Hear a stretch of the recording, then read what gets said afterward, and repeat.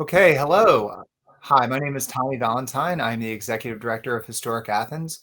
We want to thank you so much for joining us today. This is episode 16 of 55 in our series, This Moment in History, COVID-19 in Athens, Georgia. Hopefully you've already had a chance to watch some of the first 15 episodes. If not, you can go back in our video archive and look through some of the elected officials, business owners, and community leaders we've already talked to. Today, we are so excited to speak to Suki Janssen of the Athens-Clarke County Solid Waste Department. We really are excited about hearing from her perspective and how this has affected her work, as well as just getting to know that work in general. Before we begin, though, for those of you that might be first-time viewers, I want to just let you know a few basics. First of all, this is not just something you can watch. This is something you can participate in. If you have a question or a comment, maybe a word of encouragement for Suki, you can absolutely just comment below this video. As long as we are still live, you should have the chance to make that comment. We'll bring it up on screen. And if it's a question, we'll interact with it. That's especially important when you know what the purpose of this broadcast is. Today, you're going to find out a lot of contemporary information that you'll be able to use right away. But at the end of this series, when we've completed all 55 interviews, we are actually going to be compiling this into a digital archive and contributing it to our local research institutions, our local libraries. And so the idea is that 50, 60, 70, 100 years from now, folks who want to know how Athens weathered this moment will be able to go back and see these interviews. That means that your question can be part of that historic record. So definitely feel free to contribute, to participate. In about 30 minutes, about halfway through our interview, we'll tell you a little bit more about historic Athens and how you can get plugged in if you're just someone who really loves Athens or loves local history. But with that said, at this point, we're going to go ahead and bring on our guest. So without further ado, let me go ahead and bring on our good friend Suki. So let's go ahead and bring her into the discussion here. One moment. All right, Suki, hello. Thank you so much for joining us. Oh, thank you for having me today.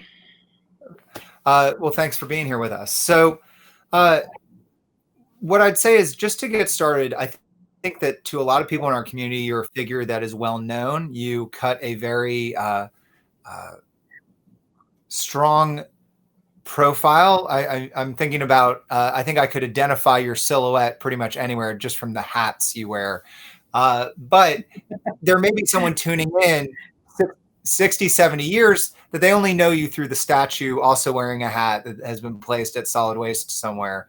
For people that don't know you well, can you tell us a little bit about who you are and about the work you do in our community? Well, yes, I am the solid waste director. I've been with Athens-Clarke County for 15 years. I came to Athens as program education specialist for the recycling division, and then moved into the waste reduction administrator position. Then about 5 years now, I've been director. They kind of drugged me up into that position. I'm not sure I wanted it initially, but knew that we had a great set of staff, and I really enjoy, leading them, being alongside them. So that's a little bit about me in Athens. My husband and I have lived in Athens for off and on. I have since 1989, and I met my husband going to school here at University of Georgia. He's a teacher. He's been teaching middle school for nearly 30 years now. And prior to my time with Athens-Clarke County, I worked for the state with the Keep Georgia Beautiful program. And then I taught middle school science for 5 years in Cobb County. I left Athens for a period of time, moved to Metro Atlanta area, and we didn't enjoy it. We wanted to get back to Athens. So we got back to Athens about 16 years ago, and we are loving it. That's good. Well, I'm glad that, Athens, hopefully future generations will agree, but Athens is certainly one of these communities that takes a hold of you and doesn't really let you go, even if you try to get away.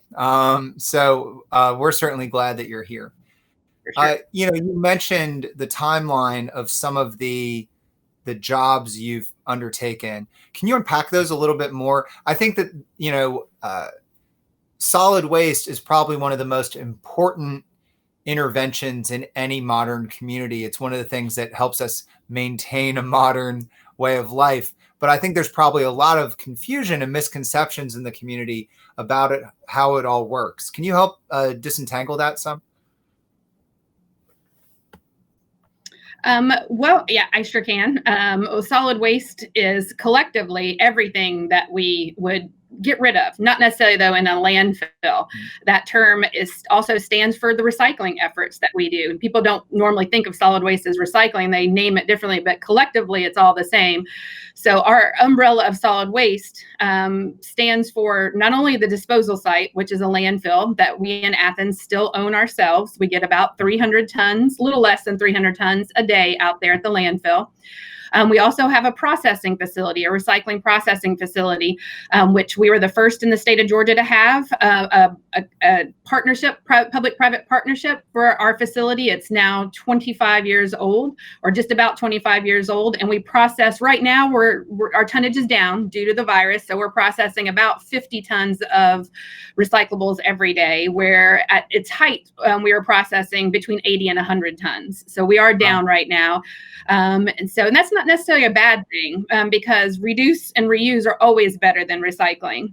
And then lastly, our biggest section or chunk of solid waste is collecting solid waste. In modern societies, especially urban societies, collection is very important. And so that's where we come in. We collect residentially, commercially in the downtown district. And we also, about a year ago, started a commercial composting pilot. So we are picking up compostables from about 25 restaurants, mainly around Athens. And we take that out to our compost facility. We have one of only 2 municipal compost facilities in the state at the landfill, where we compost food scraps and leaf and limb materials and or leaf and limb materials and biosolids from our wastewater treatment facilities.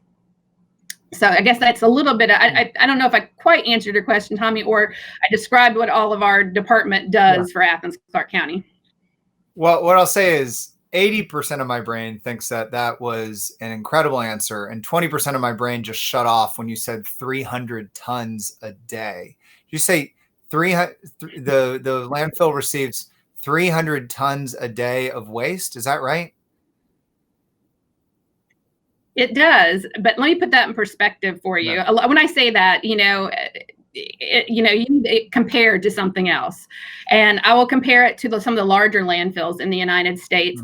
Mm-hmm. Some of the larger landfills have typically been near a really densely populated urban area. So outside Chicago, outside Los Angeles, outside Las Vegas have been some of the largest landfills in the United States. Mm-hmm. And when I used to do a lot of the tours at the landfill, I would often say Apex landfill outside Las Vegas has been in the top 5 largest landfills for a while now. And just to put it in perspective, we get 300 tons a day. They get 300 tons every 15 minutes. So our landfill is very small in comparison, although, we're still getting materials that definitely over 50% of the materials that go out there could be either recycled or composted still. So it is disheartening to hear how much we still have going into our local landfill. Now, for audience members that are discouraged by the waste ratio or the waste quantity, I think there was one other encouraging thing in what you said, which is you said at its height, you might receive almost 1/3 of that a day in recycling. Is that right? So you receive up to about 100 tons a day in recycling? Correct. Now, correct. At its peak right now, low. Yeah. I find it as a layperson surprising that recycling has dropped during the coronavirus situation. Do you have any sense on why recycling has dropped off? Mainly because our 10,000 customers that the solid waste department picks up residentially, we have picked up about 10% or more in trash and recycling residentially.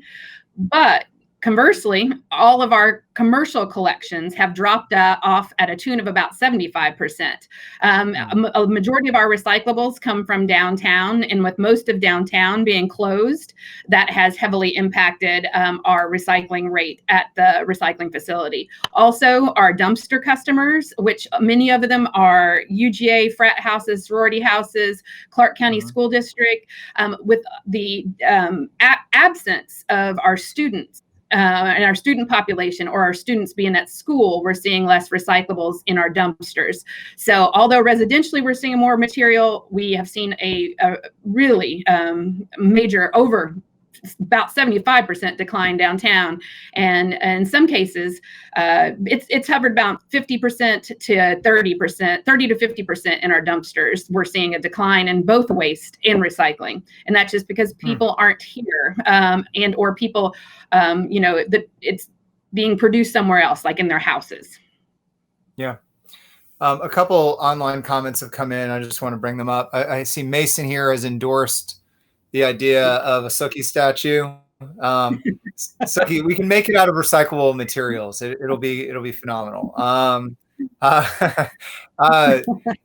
Jeremy jumped in to say we've seen an increase in homemade waste because we're eating out less, but I was certainly curious about the overall change in waste.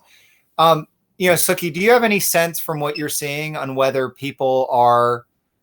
I know, for example, at our house, anything that we cook, we try not to waste, so are people, do you get a sense that people are more or less wasteful when they're eating out versus when they're eating at home in a situation like this?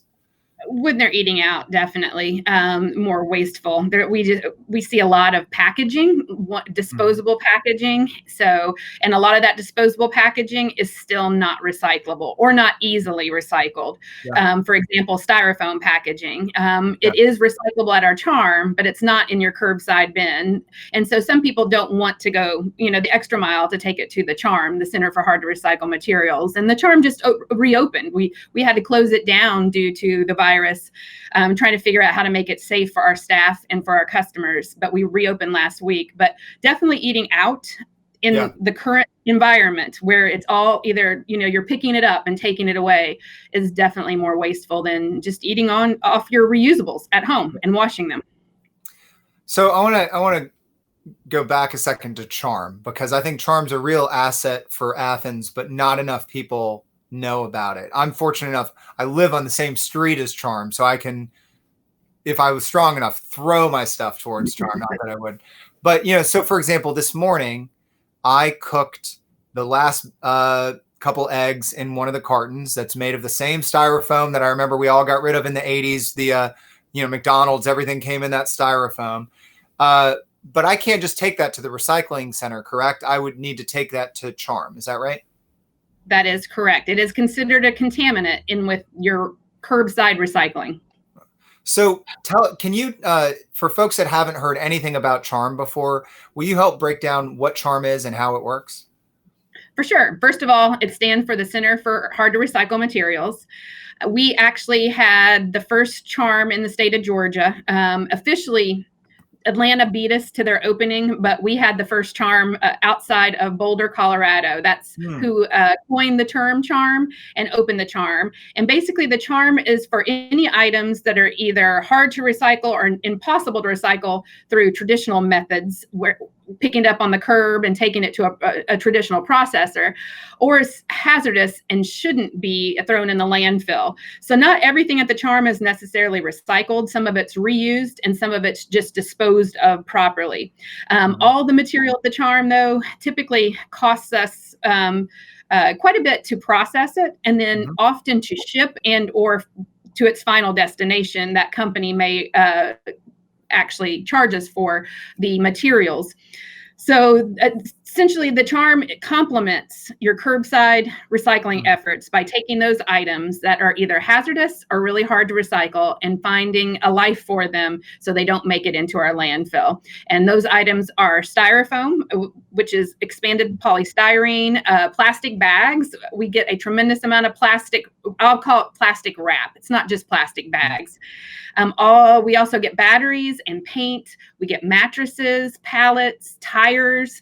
So anything that we don't want to go in our landfill and you can't put in a traditional curbside bin, we try to find a home for that material at the charm. Also housed at the charm, something we're pretty proud of is the teacher reuse store, where materials that from businesses, individuals, and industry that normally couldn't be recycled, and maybe nobody wants them in a Goodwill or a Habitat setting or Project Safe setting. This offers an outlet so teachers can take them, they can shop there and take whatever they want and use it in their classroom. Teachers are very creative and severely underfunded. So Teacher Reuse Store complements what teachers need for their classroom. So we're really proud to have that. I think the Teacher Reuse Store has been open in the Athens area. I think we opened it. It was one of the first things that I have recollection of starting about 12 years ago, 13 years ago here in Athens. Wow. Also available to be dropped off at Charm, if I understand correctly, is political yard signs. Is that right? It is. We reuse those, most of those. It depends on who they are. No, I'm just kidding. we do reuse the yard signs. We kind of like it when there's nothing on the back. Yeah. The teachers like it too. They can use the back side if it's white or just at one color. If not, if it's printed on both sides, which is more efficient, then we do use it often for packing electronics, believe it or not. So it helps divide up electronics and make us more efficient when we're packing electronics and other material and shipping it. So we do not necessarily recycle all of it, but reuse a lot of that. Suki, in just a second, I want to transition us to the discussion specifically about COVID-19 and how it's affected your work. But before I do that, I know that every time I talk to you, I find out a few surprising things about how solid waste works or how it didn't work quite the way I thought. For our audience members that are tuning in here, what are some common misconceptions about solid waste best practices that I can follow in my home? Most of those come from recycling, people not understanding what truly is recycling, and wishful recyclers. I think people think, or they know one of us and they think, oh, I'll put that garden hose in the recycling because I just know, somebody over at Solid Waste, Joe or Mason or Denise will find, and Stacy will find a good use for it. Wishful recycling is one thing that's really hurt the recycling industry as a whole. Not just markets in China have hurt us in the last 2 years, but also contamination in recycling. And that contamination, some of it comes from a good place, like wishful recycling, people wanting everything to be recyclable, but it is not. And then some of it comes from a place of not so laziness or people just wanting to get rid of material. So, but the wishful recycling, which probably are a lot of folks listening in today, we want people to know one of the biggest misconceptions is not everything is recyclable. And please always check your local recycling rules because recycling is very localized, and it's based on who processes your material and how close you are to particular end markets to take that material. And so always check in, lids on versus lids off on plastic bottles. We take lids on here, but just over the, just a county away, Gwinnett County, they do not.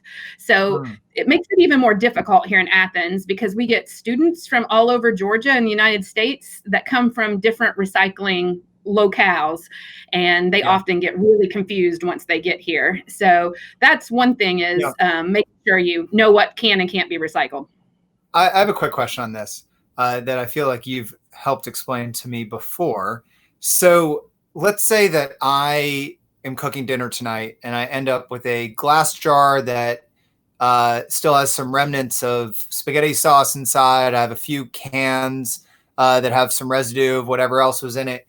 To prevent contamination, is the best expectation that I rinse all of that out before it goes into the recycling bin? Honestly, yes. We don't need it to go through your dishwashing cycle. We do have some excellent recyclers here in Athens, and they literally wash it in the dishwasher. We're not asking for that, but we are asking for a quick rinse. And if you can't rinse it, the thought would be like peanut butter jar. If you can't rinse it out or scrape it out enough, or have your dog lick it out. When I had an elderly dog, that was her treat. She got to lick the peanut butter out, and it was great. By the time she was done, I could recap it and throw it in the recycling. If you don't have that luxury, make sure that you throw it in the trash. I know it would pain somebody, to throw it in the trash, but it's better throwing it in the trash with lots of food on it, because food, just a little bit of food in the recycling stream can take down a tremendous amount of other recyclables. Meaning, like if you had nacho cheese, half of it full in a can or glass container, once it gets into the back of a packer truck, it's being squished into the paper products that are surrounding it. So one item may not have been recyclable, that nacho cheese container, but since it gets put into the packer truck and then gets taken to the MRF, it probably has just taken down a whole, partial load of recycling with it, because that cheese has bled over everything. So we say food, plastic wrapper film, and styrofoam are three of the biggest contaminants in recycling. Keep them out. Wow. I would say that had it not been for the fact that I was fortunate enough to get to know you, I don't even think I'd know about contamination and recycling. And do you find that, are you shocked sometimes at how few people are aware of contamination and its effect on the recycling industry? Yes, I have some. Now, I will say people are getting the message, but yes, but I'm going to say that we, being all recyclers around the world, are responsible for making it confusing for you guys. There's no consistent messaging. There's no consistent color. There's no consistent stickering. Even in the United States, I don't know how we expect anybody to know what's recyclable sometimes with all the mixed up messaging. Also, a lot of people will read national articles and look at national websites, and those national articles or websites, they have good intentions, but often they just confuse people more by telling people what can or can't be recycled. And they're kind of just taking a more global perspective and saying, on average, most of these things aren't recyclable, but it really does hurt the programs, or are recyclable. It hurts the programs when we start speaking nationally about recycling, when it's such a local phenomenon right now. Someday, maybe it would be nice if we had consistency from signage to materials to the way we process, but we just don't. And so it does make it, I have friends that they'll call me their personal recycling. They'll call me at weird times or text me at weird times, show me a picture. Is this recyclable or is this not recyclable? And I will say, Tommy, too, the recycling choir, often they sometimes get most confused because they want, I think so wholeheartedly, they want everything to be recycled and don't like going back to the list. They kind of just want to make assumptions on hope and wish instead of facts. Absolutely. If you just tuned in to this interview with Suki Janssen, Director of Athens-Clarke County Solid Waste Department, just know that you can participate. We've already fielded a few questions and comments, but if you want to include one, just comment right below this video, and we can be, for example, Jennifer Martin Lewis, our beloved Jennifer Martin Lewis just jumped in to say the Suki's tours of the MRF are so informative. Suki, can you take one more moment just to break down the MRF and what that means? And if somebody wants to get a tour of that, how that works. Yeah, we are proud that we give tours of all of our facility, but the material recovery facility, we call it MRF for short, is our recycling facility. And all they have to do is go online. We have an online registration form, or they can call our office. And Mason Tao now does most of the tours of our facilities. We take about 2,500 folks through our MRF, material recovery facility is what it stands for, and our landfill and our compost facility. And now we've even added tours of our charm facility. So we're really proud. The tours are like a cornerstone of our education here in the solid waste department. I know we're eager, and our audience is probably eager to turn to the topic of the day. I just, one last thing here, which is having taken that tour, speaking personally, I was shocked at how people oriented the work is. I think that in my mind, I was picturing this very automated process. I think going back to maybe my little kid understanding of what I thought recycling was, where I thought it gets in the bin, it gets to the place, it immediately goes to some factory that turns it right back into a can or a piece of paper. And you really rely on the people of your staff, the Athens-Clarke County staff, to get this work done. Can you talk a little bit about how those people complete that process? Yeah, people have to pick it up on the curb. I'm going to start at the curb, and our collection staff has to be in tune with what is and isn't recycling. They're our first point of education. If they can by not picking up your cart and giving an oops tag telling you what you've done wrong with your recycling, they have just trained you, hopefully, to know a little bit about recycling, what can or can't be in that container. Then once the material makes it to the recycling facility, there are 20 employees at the MRF, or the Material Recovery Facility. And that facility is run by private industry employees. There are 20 currently employed next door, and Republic is our current operator. We are under a period of time, we're going to release a RFP to see if somebody else wants to operate us, because our 25-year contract is up in the fall of 2021. But currently we do have Republic operating us. They're 20 employees. They have pickers. We call them pickers or sorters. And once the material comes up through the facility, we have folks that pre-sort the material, which is they actually take any trash items off the line to protect the equipment and the quality of the recyclables. Then we have sorters that are on the bottle and can line, and they are sorting plastics by the number. Different plastics are different chemical compositions or resins of plastic. So they actually really quickly have to be able to identify the different resins, because they run material about 10 times an hour through the facility. And then any item that shouldn't be there. And then paper, the paper line isn't as intense. What they're trying to do is on the paper line, they try to pick items off that aren't paper, shouldn't belong there. We call it a negative sort. They're trying to just make the actual end product cleaner and not look for paper items. So we are an old facility, Tommy, so we do touch a lot of the materials, and new facilities or larger facilities than ours often do have a lot of automation. I will say, though, we've been really proud at working with our contractor. Over the last 25 years, we've had employees work their way up from being sorters to operating equipment, learning how to operate a forklift for the first time, or a baler. Some of those folks are now working at Carrier, Eaton. Some of them are working here in the solid waste department. They moved from the private contractor to here to try to better themselves from being a sorter. It's hard work. I am not going to lie. It's hard work. It's not glamorous work, but it is necessary. And it's often a springboard for some of those employees to learn more about the whole process, and hopefully find a niche in that process to better themselves, which we've seen a lot, and we're really proud of that some of those employees have gone on making more money and learning some skills that have taken them other places. So, but yes, we do touch lots of materials at our recycling facility.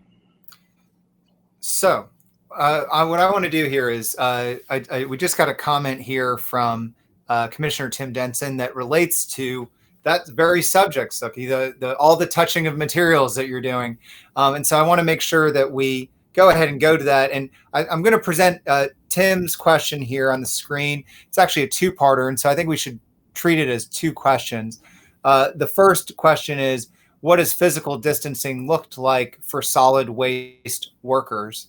And then the second question is, have the pandemic challenges presented any surprising improvements that could be utilized after we are out of this?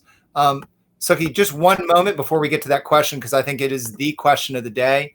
And I just want to very briefly make sure that we thank our sponsors here.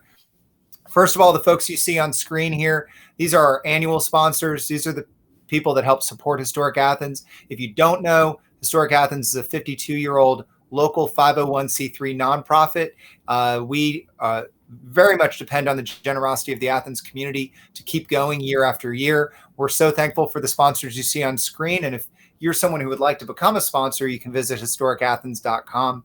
Also, we're very fortunate in that over 300 people here in Athens have stood strong, given what they can, and become members. So you can become a donor member for as little as $5 a month.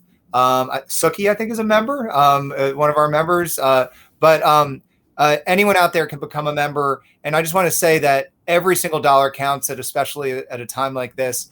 So if you support our mission, if you believe, as we do, that communities operate better when they understand their own history, please consider supporting us at historicathens.com. Also, a special thanks to Jarrett Mann Martin, as he likes to advertise himself, Athens' second favorite realtor. We really appreciate Jarrett, who's a wonderful person, for being our weekly sponsor this week and supporting this week of interviews. So I really appreciate Jarrett. Once again, to find out more about how to help us with our mission, go to historicathens.com. Suki, I want to bring Tim's question back up on screen. So let's go to that first question. What does physical distancing look like for solid waste workers? Before you answer, I want to admit, before we went on air, I saw something fascinating, which was you needed a little bit of technical support to get the camera where you needed. And the moment you needed to call someone in, the masks were on. I mean, you were ready to go. So what are some of the protocols happening? What does physical distancing look like for your team? Well, being the science teacher background, I think we've been in this now for 8 weeks for our department. I think even week 9 weeks ago, when I really started hearing more about the virus and grasping that and what it would look like for our staff. We got everything necessary for our admin staff to telework, because our admin staff has the ability to telework. We got them out of the office space by and large. So we have a skeleton crew here in the office space. And our office space, I want to give a shout out, also contains Keep Athens Clark County Beautiful. It's very important. Don't want to forget that component of our office space. But all of our office staff are working remotely. And quite frankly, I'm not sure, again, if you didn't know the virus was around, if you had your maybe head in the sand for the last 9 weeks, I'm not sure if you called our department, you would know anything is different from the collections end. That's what I want to start with, or the admin staff. They have hit the ground running and done a fantastic job at really having very few hiccups. Collection staff as well, what we did. So that's how we socially distanced our admin staff. Our collection staff, our largest division, we started doing shifts at staggered times. Our front-end loaders come in at the earliest time at 6:30. They get clocked in. We actually have a facial recognition time clock, so they don't have to touch anything. We supplied all of our staff. We already use gloves. Being in the solid waste realm, we probably had a little bit of a leg up than other departments because we deal with viruses and bacteria daily. It's just part of the job. So every year we multiple times per year, we teach good hygiene and how to wash your hands appropriately as a solid waste worker. There's an awesome glow in the dark activity we do. We put it on our waste workers' hands, and then they go into the bathroom and see how well they can compete against each other to get the cleanest hands. And we have a glow light that demonstrates what areas you've missed. So our folks are good about hand washing, hand sanitizer, but masks weren't something that were a part of our normal PPE. So we did get a hold of some masks early on and started making staff wear those on certain routes that they would be around the general public. So staggering their work schedules. That was the first thing we did. Separate any of them that we could into individual trucks so that we didn't have multiple people in the truck. And we do have a little bit of luxury here in Athens of having automated trucks, which makes that fairly easy. And we also moved dumpsters into the downtown district. I was worried if some of my staff started getting the virus and we went down to a skeleton crew, there's no way we could pick up trash on the curb in downtown. So we put dumpsters out. I think it was 9 weeks ago. We put dumpsters out before this really hit and told all the businesses, walked around to every business, told them that we needed to use the dumpsters just in case anything, in case our staff got down to a skeleton crew and we could not honor picking those up off the curb every day. So we did that with collections. And really, other than that, Tommy, quite frankly, we haven't had to change much in collections, minus, extra sanitizing of inside the trucks. They are cleaning their trucks at the beginning of their shift, the end of their shift. We've added that to their pre and post. They do that with bleach, diluted bleach water. They have their own container and they clean the trucks. We had one of our employees do a video to show how to appropriately clean the inside of your truck.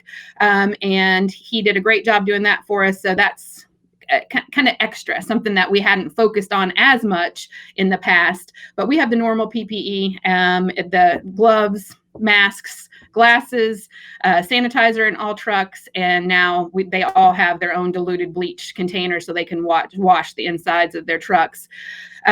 Really, the landfill was our pinch point. The landfill, we started seeing a 10 to 15% increase in incoming tonnage at the landfill. We have 13 staff members out there.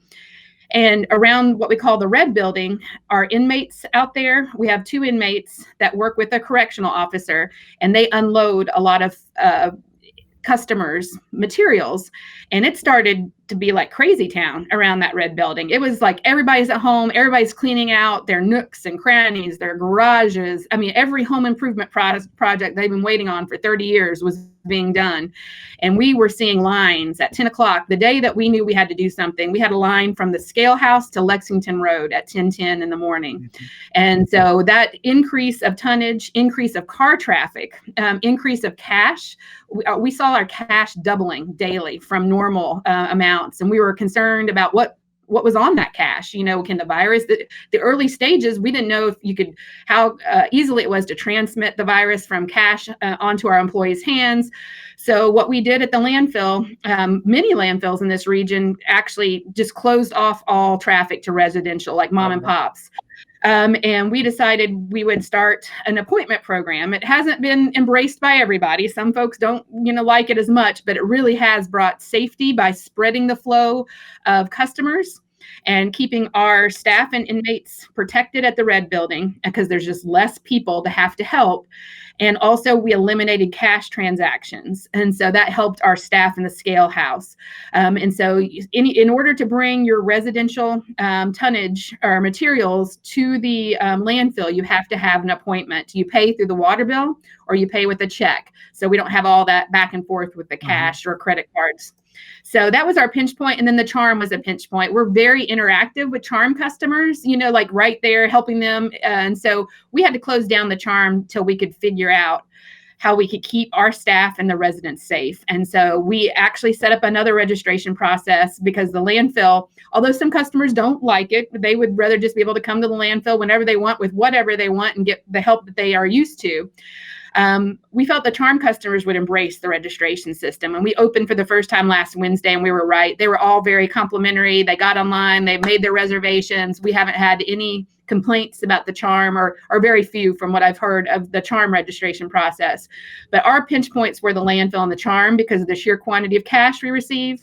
Right. And the proximity of staff. So we had to figure out how to socially distance at the landfill around the red building and how to do that at the charm. So I think we've come up with good options out there, the registration process. We're still working out some of the kinks, but that's really how we have chosen to socially distance at our kind of vulnerable spots with the solid waste, which was the landfill and the charm. Excellent. Now, his second question, which is one that I find fascinating. So almost every person I've spoken to that's currently heading an organization has been forced to innovate, and we've heard again and again that some of those innovations are likely to stick around. I know for us, for example, what we're doing here today, having this conversation where everyone can tune in online. We've had some serious discussions about when this is over, how we can continue to use this platform to help more people understand and celebrate our local history. I know I've spoken to local realtors, local restaurant owners, other folks that have innovated in ways they think might stick around. Is there anything that you're noticing on your end that might fit that category of Tim's second question about improvements that might be utilized after we're all out of this? Well, for us too, this week is International Compost Awareness Week. Mm-hmm. And we have staff behind the scenes from the recycling division staff and Keep Athens Clark County Beautiful staff have done a wonderful job at creating a whole week worth of events and activities. And almost all of them are non-contact, they're virtual. And that was been a huge learning curve for our department, because most of our department's events are very hands-on. We're, at your location, we're helping you get material out of your car, or we're educating you at the facilities. So I'm very proud of staff too, Tommy, for the same reason this week. I'm doing a almost completely virtual International Compost Awareness Week this week that kicked off yesterday and will actually go through Saturday. And then I think also what we have seen, the staggered work shifts have been for our collections division, staggering the work shifts, because if we have an issue with a truck towards the end of the day, or somebody has an emergency and has to go home, we actually have the staff members that were about to get off, we'll ask them, do you want some overtime? Can you help this other, crew? And so that's been a huge benefit for us, being able to keep everything on track, having I wouldn't call it extra manpower, but utilizing the staff differently.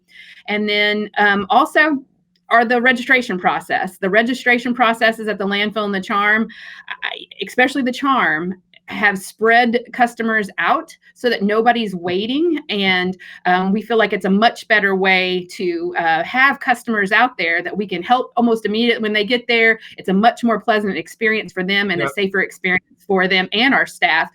And at the landfill side, really Oglethorpe County and Athens Clarke County, the only two counties that are supposed to use our landfill. And what we've noticed is we have far fewer residential tonnage coming in from Madison County, Oconee County. Those folks have been really mad at us, but they're not supposed to be coming to our county anyway. So, which actually helps prolong the life of our landfill when we know only the two counties that are supposed to be using the landfill are using them, because this registration process, they have to either charge their water bill or use a check. I'm not saying that, you know, we don't have people trying to cheat the system, but by and large, we are getting Clarke County and Oglethorpe County residents now, whereas in the past, we knew we were having a lot of problems with other counties coming to our landfill. So I think the registration process at both locations, we still have some kinks to work out, is really innovative. I'm not sure of any other landfills doing it, to be honest with you. And then staggered work shifts, and then also digital for our education staff. Very good. If you're looking at our comment section below, you'll see that both Mason, who was mentioned earlier, and the solid waste department page itself, you can't see that it's a hyperlink, but if you go into the comment section, you'll see that you can actually follow it for event details for International Compost Awareness Week. And so if you're someone who would like to find out about another important way that you can practice sustainable behavior, then you can go ahead and click through on that. So, and of course, it's not too late. We still have about a quarter of the show left. So if you have additional questions or comments, we'd love for you to bring it in. So you know, in some ways, you've kind of alluded to the answer to this question, but we're fascinated in finding out for each of the people we talk to when this became real. You know, for busy people like yourself, I don't know how your inbox looks, but I can only imagine you're dealing with 100 things a day. And yet at some point, this probably came on your periphery. And then at some point, it started to affect the work you were doing. Can you kind of outline that timeline for us? How did that unfold?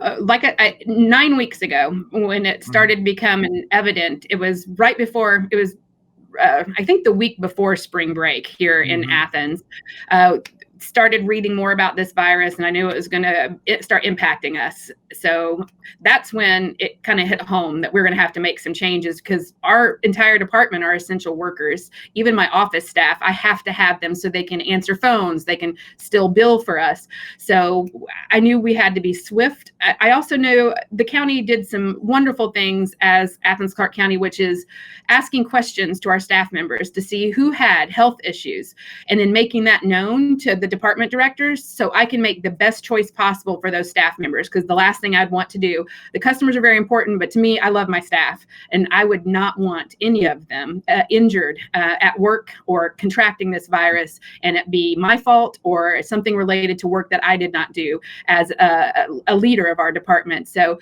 making sure that we had everything we needed. It was that 2 weeks prepping, getting staff that didn't have cell phones, access to cell phones, trying to get some laptops to get them home. Some staff members already knew their health issues, that I needed to get them out of this environment pretty quick and into their homes and still working.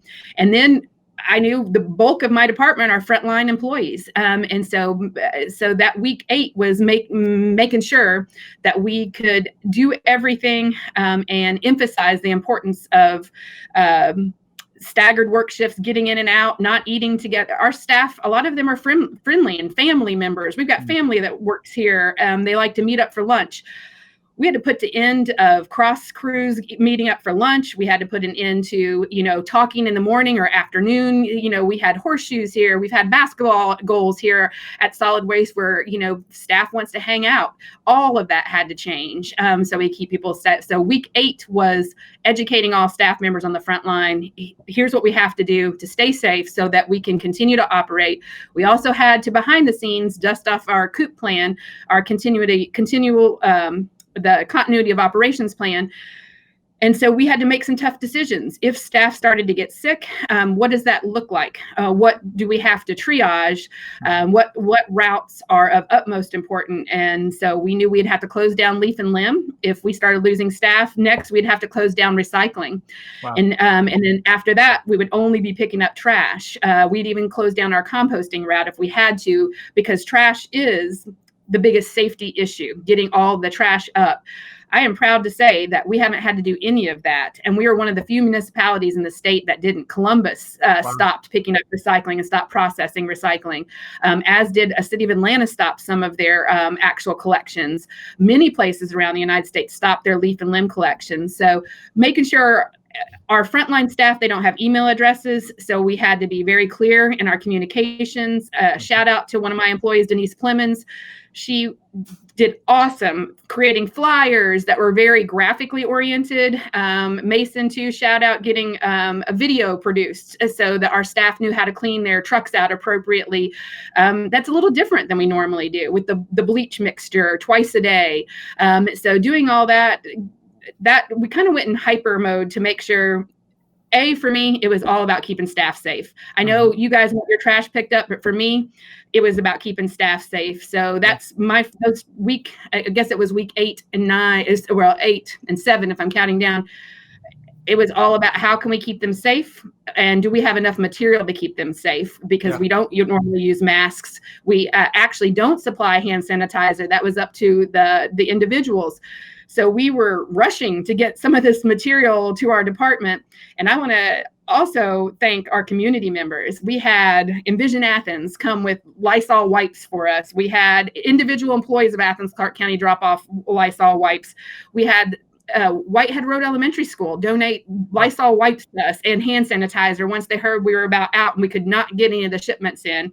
We had Chase Street Elementary School dive into their school and brought us a whole bag of material. Creature Comforts gave us some hand sanitizer that they were making. So I can't say it. I can't thank the community enough in helping get what we needed to keep our staff safe that we just historically didn't supply for them. Not that they didn't have it. It's just in solid waste, we know we can wash our hands, and that's what we should be doing. And so we concentrated more on washing our hands than sanitizing. But with this virus, we needed to have that backup because there's not always a place to wash your hands, especially now. We've run into some oddball things like with so many businesses closed down, finding a place for our staff to use the restroom of lately has been an issue. So that was, something I had to take care of about 2 weeks ago, finding some restrooms that our staff could actually use when they're on the route and not have to cut off route to come back to base. So, and I will say, I think our staff has gone through different, almost like waves of grief. It's like the waves of the virus. Yeah. We've had a lot of anxious staff members, a lot of scared staff members, a lot of staff members that really didn't want to be here. You could tell, not a lot, but some that, had concerns.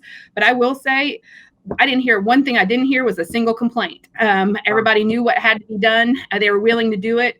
I just think some of them had dependents at home that were vulnerable and had scared for other people, not necessarily themselves so much, but other people in their households. We have staff that have pregnant wives that were, concerned about their pregnant wife and their unborn child. So we went through quite the emotional, I think, over the last 9 weeks. People are arriving at different times, but we have all kind of arrived at the last 2 weeks. We've arrived at this kind of more mundane time where we're kind of moving into what I would say the new normal operations are, starting to plan for the future again, plan for virtual events down the line, and start planning for all the fall events that now everything was canceled in the spring, which our staff love getting overtime for, but now everything's going to pile up in the fall, which we're already just seeing how we can stretch ourselves in the fall, because we're going to have to stretch ourselves pretty thin to cover all these events that seemingly are now scheduled in the downtown area. Yeah. Yeah, it's funny you should mention that. We announced last year, after last year's Porch Fest, the date for this year's Porch Fest, which will be October 18th, assuming everything is allowed to go forward. And we've been promoting it, but we've been watching anxiously as so many spring and summer events are now getting pushed into this very crowded fall calendar. So maybe the most important question I can ask you today, and then we'll wrap up with some of the questions we've been asking each of our guests. But what can we, as the public, do to help keep your staff protected? What are some things that we can do on our end to support you? I would say more than anything is don't look through our staff. We need to take off the cloak of invisibility for sanitation workers in general. Often, if you're picking up trash, you're invisible to people walking by.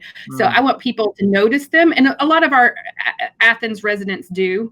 But when it's just different, people often look past us downtown if you're picking up trash, don't really see the person, and don't see the person working. So I want people to see that they have folks picking up their trash, and make sure they're following the directions, whether it's recycling directions, whether it's waste directions. Make sure that any directions that we send out, if they could make sure they follow them for us, there are good reasons they're in place to keep the customer safe and keep our staff safe, from wiping the handles down that you and I talked about. That's really important for our backyard customers and our downtown customers. They still have to touch your roll carts. They have to pull the bags of trash out. So just making sure your trash is bagged, because we may have to pull it out by hand. Making sure your recyclables aren't bagged and are in there correctly. So following instructions for us is huge. And just seeing our employees and giving them a wave. We have some really friendly staff members, and we have staff members that will crawl through mud for this community. And I just want, a friendly wave, a hi, a thank you. I think that's something that all deserve, for being there for our community every day. And for the last 9 weeks, we've had people forego their vacation to be here and to help out over this last 9 weeks. Not that they'd have any place to go anyway, but they still are, are entitled that vacation. And they said, nope, we're going to pass on the vacation, and we're going to be here to make sure everything gets picked up and everybody's safe. So, so just acknowledging that our staff is out there on the front lines as an essential worker would actually make me really happy. All right. So I hope everyone out there heard that. We are very good as a community celebrating certain types of our civil servants. Let's make sure we extend that to all of our civil servants, especially the folks that work with ACC Solid Waste. So, Suki, a few basic questions we've been asking each person. So the first one is this. So if news suddenly broke right now that we were safe and shelter in place were completely lifted, even the recommendation was lifted, and tomorrow all of your favorite places in Athens were to open back up, how would you spend your day? What are some of the places you'd go to first? Well, considering I've been hitting curbside on all my favorite restaurants, I can, I don't need any more food, but I will. I love Native America downtown. The spring came from Native America downtown. Jane did post that they just opened up yesterday, but I still don't feel quite comfortable shopping. So I would have to say visiting Native America and see what they have new in there. I love downtown. It's my favorite part of our community. The people are my favorite, but downtown is my second favorite. I love being down there. So visiting Native American Gallery. Absolutely. And yes, we almost every day, our guests are kind enough to emphasize curbside. So many of the best restaurants in Athens, you may think they're closed, but if they're your favorite, give them a call. We talked about innovation. Some people are offering really unique packages, unique opportunities to celebrate their restaurants. And so go out and eat. But yes, also let's support our local retail stores when they open back up as well. All right, last two questions. Suki, part of what we do at Historic Athens is historic preservation. And in the historic preservation community, one of the concerns is when you come out of a recession or a large event like this, sometimes you have reckless development. We support development. We think it's part of the cultural heritage of Athens. developing this community. But what we don't want to see is historic places become endangered. If someone's watching this interview 50, 60 years from now, Suki, what are some of your favorite historic places that you hope they're still able to go to? What are some of your favorite, places of history here in the Athens area? Well, like I said before, downtown, I know it's got, and specifically, I love Hot Corner. I love the feel of it. I love the vibe down there. Some of my favorite restaurants down there. So I would want to see that preserved. I want people to see that and understand the feeling those of us that have been in Athens for a long time get when you are in that end of downtown. So for me, that, and then this one may not be, but I really want you guys, I know coming out of a serious recession like we're going to be coming out of is that schoolhouse on our property at the landfill. I so hope somebody can, it is, not too many people have been in there to even enjoy it.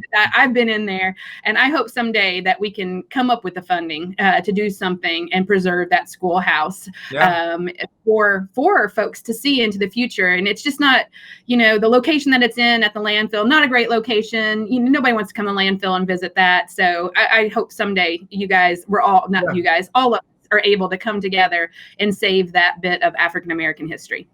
Absolutely. And I know we're closing down here, but I'll just say, if you're not aware of the schoolhouse that was just described, it actually made last year's Athens Place in Peril list with Historic Athens. The Billups Grove Schoolhouse was supported by East Athens Development Corporation. I know that I've spoken to our wonderful city manager, Blaine. I know I've spoken to other community leaders. There's a lot of appetite to see that important piece of African-American cultural history saved, and we're still committed to doing that. If you're aware of any places like that schoolhouse and you're out there right now, just know that we're accepting nominations for this year's Place in Peril list, and you can nominate historic properties like that are off the beaten path at historicathens.com. So, Suki, last question. So thinking ahead to those future generations that might be looking at this interview, what would you want someone 100 years from now to know about this moment in Athens? I think I want them to know how much we persevered and came together, because they're going to see a lot of footage of where we didn't come together. But I think the stories, it's very important to show how we did come together, how Whitehead and Chase helped us, how everybody helped each other to make it through this very difficult time. So I think the message for me is I want everybody to see how we did persevere and come together as a society to beat this, because I think we will. It's just going to take some time to get a vaccine so we can still protect our most vulnerable.